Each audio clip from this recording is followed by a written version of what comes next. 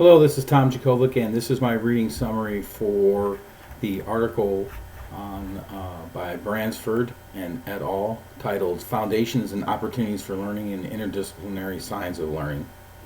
And this article talks essentially about three major research strands. The first part being the implicit learning of the brain, how is informal learning conducted, and what are the designs for formal learning and beyond. So it goes into the classroom setting.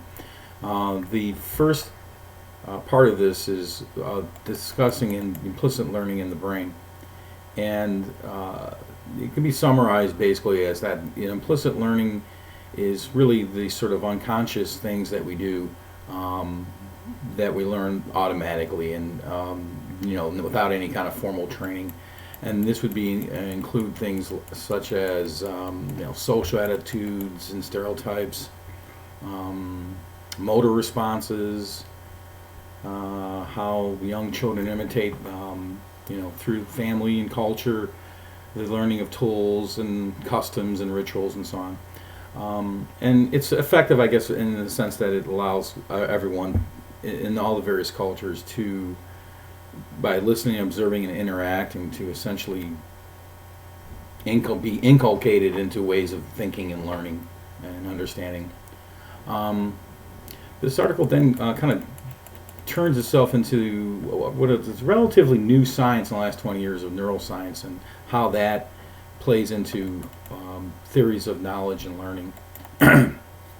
And so what does neuroscience add?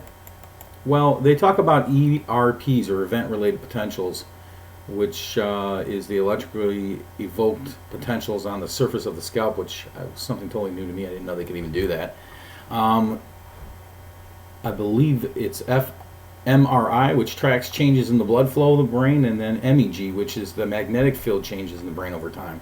So this part was pretty fascinating, in that we're starting to not only talk about social and cultural impacts of learning, but and cognitive ways of approaching learning, but also how does the brain actually work? And so that's kind of I think a really fascinating field.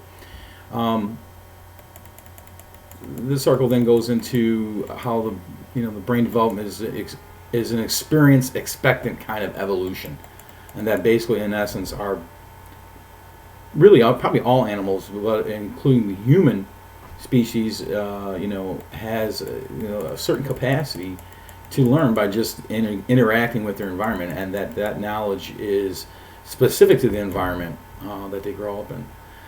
There are numerous opportunities, as the text states, for social interaction with direct physical contact with the environment and with objects of play and exploration. You can see that with young children, but really with anyone at any age, just how they interact with the world. This article then next or directs itself, I should say, into the area of what are some assumptions about critical periods of learning, and basically in essence they're saying that language development. The theory is that language development it occurs in a certain early age, and that you learn phonetic and phonemic awareness, and fluency and vocabulary, and all these things that are related around reading and writing. And literacy in general at certain critical periods early in childhood, and that the brain is effectively wired in a certain way, and that when you try to learn new languages at the same time, they use an example of Americans trying to learn Mandarin Chinese at like infant age, and the theory was that if you don't hit that certain window of time, that your brain has a way of filtering this information out. So that you can't really learn the other language, or it interferes. The native language interferes, in this case English, interferes with the ability for the child to learn Mandarin Chinese. But that's been proven wrong according to this article, or at least initial research indicate that is not the case. That you can, there are such things as mirror neurons that are activated whether a subject performs an action or sees an action performed by another, and that children can learn another language without it impeding, or being impeded by, I should say, the native language. the study that they did shows that young infants can learn from natural language exposure at this age, and so. Um, the children are influenced by, I guess the article then goes into this idea that we are the most imitative species possible, that we learn from, not only our parents and our family members, but also our peers and on television, and that we reproduce and mimic what we see and hear and in our actions and so on. That the brain is not, in essence, just a development or product of biology, that we are interacting with the world, and it's all other complex interactions, and that there are different modes of learning, and one of them is informal learning. And so, informal learning, means really any kind of non-school setting. I mean, it could be like a community center, sports team, Girl Scouts, museums, zoos, aquariums, are some of the places they mentioned. And informal learning means, in effect, that they make I think a really, it's coming out of, the learning sciences, and the informal learning is coming out of the idea that, in school, it's only a certain amount of time. It's very formal, and that really we learn through the course of our life more in informal settings than we ever do through strict formal curriculum. And that those school experiences with abstract knowledge and applications to sort of narrow, rigid, frameworks of problem solving don't really relate to as discontinuous as the word they use, from what we experience in everyday life and what we do in our careers and so on, which I think most people could relate to. School is essentially about abstract reasoning, and really it's distinguished from the greater uses of language.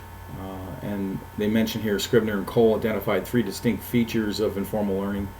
Informal learning is person-oriented or particularistic.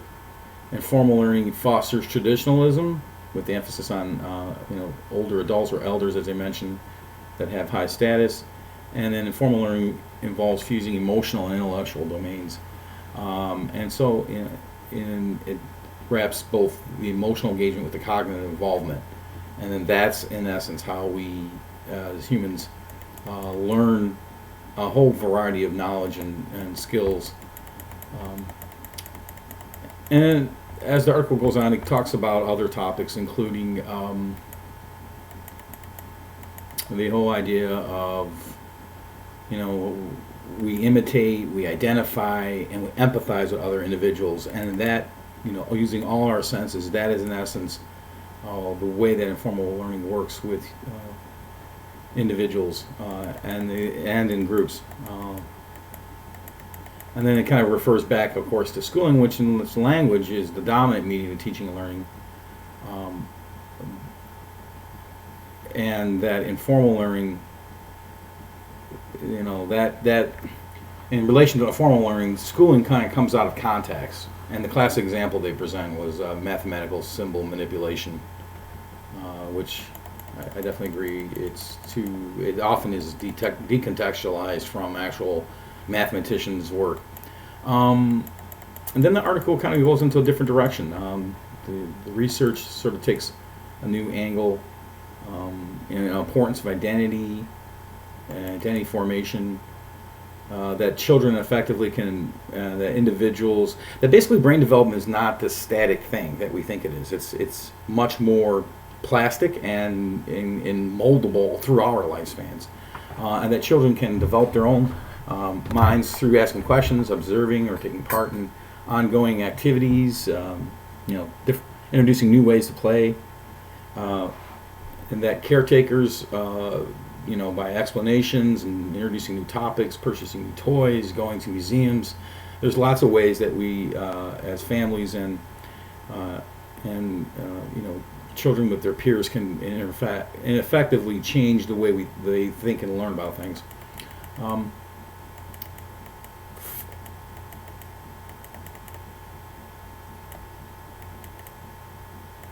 The article next goes into pathways to expertise.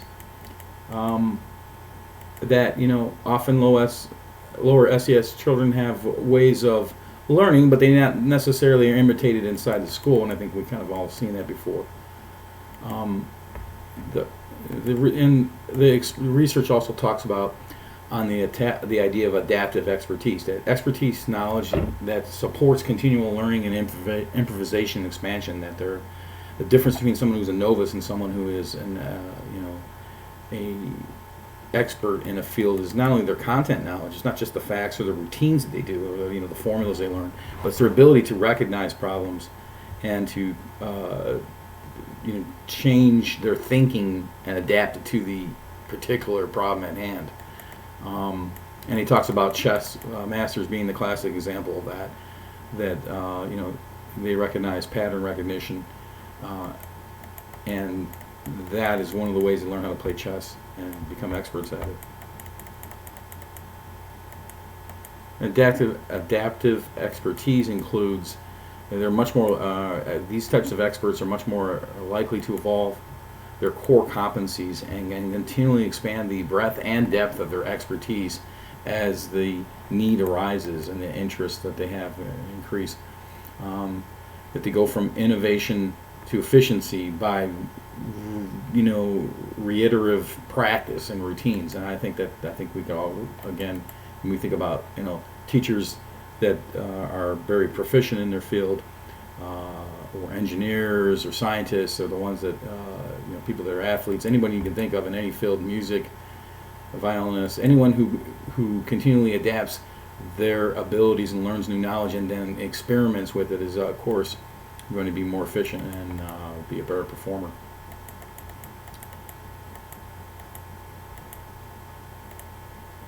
This article also goes into efficiencies versus innovation.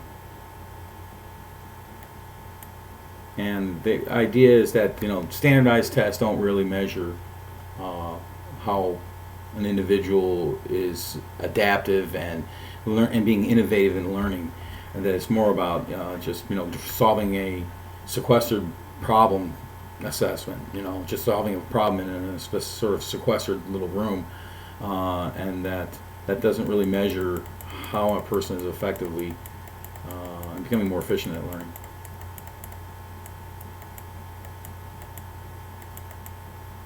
I'm going to kind of get into this whole thing between innovation and efficiency. That the workforce and the workplaces, it wants people who are both innovative and efficient, flexible and competent, and how to use resources, whether it be computers, texts, or social networks, new colleagues, any way that a more holistic approach to learning. And that according to some of the research that shows that strategies and knowledge are highly interdependent, and that knowing a particular scientific concept can influence the hypotheses that one generates to explain world events, and that in real science there are hunches and people receive feedback, and that feedback allows for opportunities of revision of thinking, recursive and reflective thinking, and that's in essence many of the ways that we go about thinking about that's how adaptive expertise comes about. So then it finally goes into how do we do that, and how do we get students to be more adaptive learners. It's not just knowledge building rather than merely, it's not just knowledge telling, it's knowledge building, and we need to design work smart environments that promote innovation in order to increase efficiency. The student, I guess, of the 21st century is going to have to be the one who is adapting, and inventing new tools to work in their new environment. So,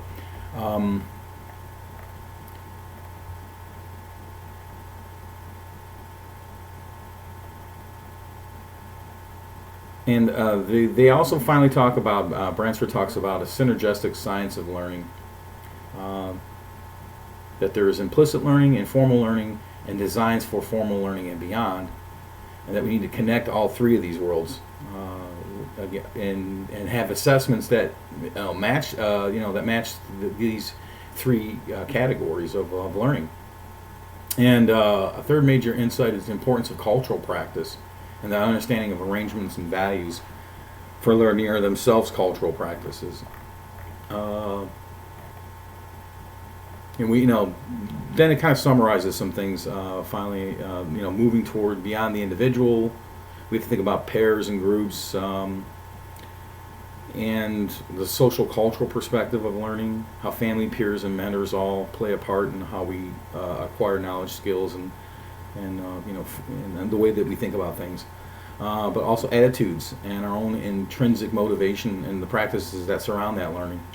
Um, that their interactions between people are essential for understanding how collective knowledge works or doesn't work in the workforce, and then how some people just withdraw from that. And when they're in an environment that's sort of a static learning, they in essence withdraw from it. Either you persist or withdraw based on how all those three features that they just brought up of what we learn implicitly, what we learn in informal, and then formal learning. And so I thought that was a great argument.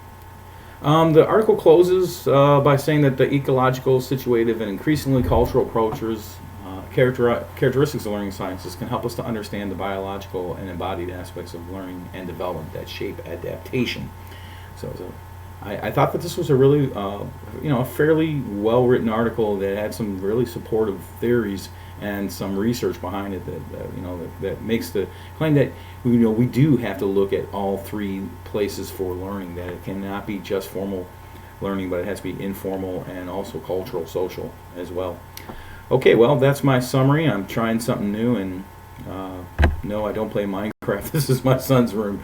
So I hope this comes across well. If it's a little long, I apologize, but it was a new challenge for me to try to visualize this reading summary.